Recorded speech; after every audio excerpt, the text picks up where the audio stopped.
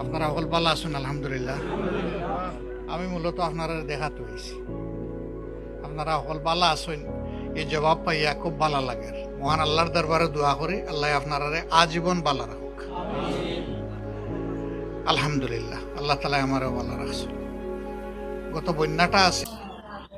Hello বন্ধুরা, আসসালামু আলাইকুম। আশা করি আপনারা সবাই ভালো আছেন।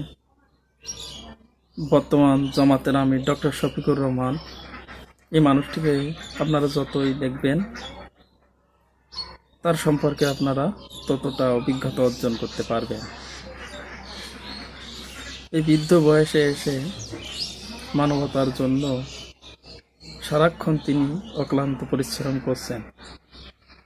আসলে বৃদ্ধ বললে ভুল হবে, তিনি একটা বৃদ্ধ যুবক। আর এই মানুষটি কিছু গুরুত্বপূর্ণ তথ্য তুলে ধরেছেন। চলুন তাহার গুরুত্বপূর্ণ আলোচনাটি শুনে আসি।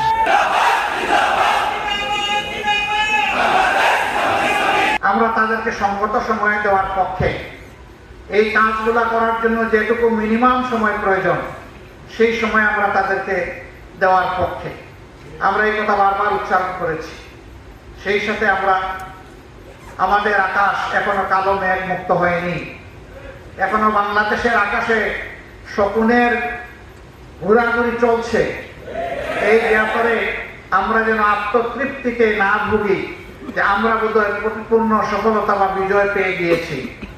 বাংলাদেশের মানুষকে হয়তো আরো অনেক ত্যাগ স্বীকার করতে হবে। আল্লাহ তাআলার কাছে দোয়া করি সকল ত্যাগের বিনিময়ে আমাদের দেশটাকে যেন আল্লাহ তাআলা পরিচ্ছন্ন করে দেন। সুবিচার যদি প্রতিষ্ঠিত হয়, এটা শুধু হাইকোর্ট, সুপ্রিম কোর্টে, জজ কোর্টে হবে না, ম্যাজিস্ট্রেট কোর্টে হবে না। এটা প্রত্যেকটি পরিবার থেকে শুরু করে রাষ্ট্রের সর্বোচ্চ চূড়া পর্যন্ত সুবিচার কায়েম হবে ইনশাআল্লাহ।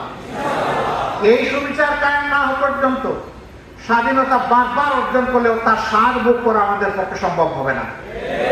এই জন্য সুবিচারের এই বীজতলা তৈরি করা এখন এই জাতির দায়িত্ব। যারা এখন সরকার পরিচালনায় আছেন, আমরা যারা রাজনীতির মাঠে আছি, আপনারা যারা বিভিন্ন পেশায় নিয়োজিত আছেন, এই জায়গাটা তৈরি করা এখন সমন্বিতভাবে আমাদের সকলের দায়িত্ব। এই জন্য সমাজের অতি গুরুত্বপূর্ণ একটি স্তম্ভ হচ্ছে সাংবাদিকতার জগৎ। সাংবাদিকরা হচ্ছেন ওয়াচ ডগ। তারা উপর থেকে সবকিছু দেখার চেষ্টা করেন এবং তারা জনগণের ভাষা অনুযায়ী ভাষা বুঝেন, পড়েন এবং তা মানুষের সামনে তুলে ধরেন। এ কারণেই তাদেরকে বলা হয় জাতির বিবেক। কিন্তু সেই বিবেকগুলো গত 15 বছর, 15.5 বছর আফসোসের বিষয়, তারা বিবেক অনুযায়ী তাদের দায়িত্ব পালন করতে পারেননি। তাদের উপরে অত্যাচারের খড়গ নেমে এসেছে। সাংবাদিকদেরকে হত্যা করা হয়েছে। সামান্য একটি স্ট্যাটাস অথবা একটি রিপোর্ট ছাপার অভিযোগে তাদেরকে টেনে হেসড়ে জেলে নেওয়া হয়েছে। জাতির বিবেককে কারাবন্দী করা হয়েছে। তাদেরকে হুমকি ধমকির মধ্যে রাখা হয়েছে।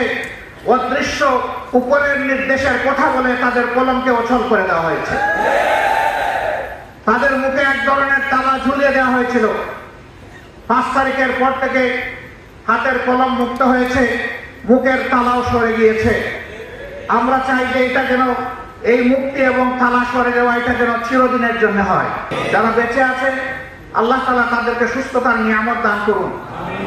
তোমাদের প্রতি আমাদের অনুরোধ, তোমাদের নিজেদেরকে গড়তে হবে, শিক্ষা প্রতিষ্ঠানে ফিরে যেতে হবে এবং আগামী দিনের কারিগর হিসাবে নিজেকে প্রস্তুত করতে হবে।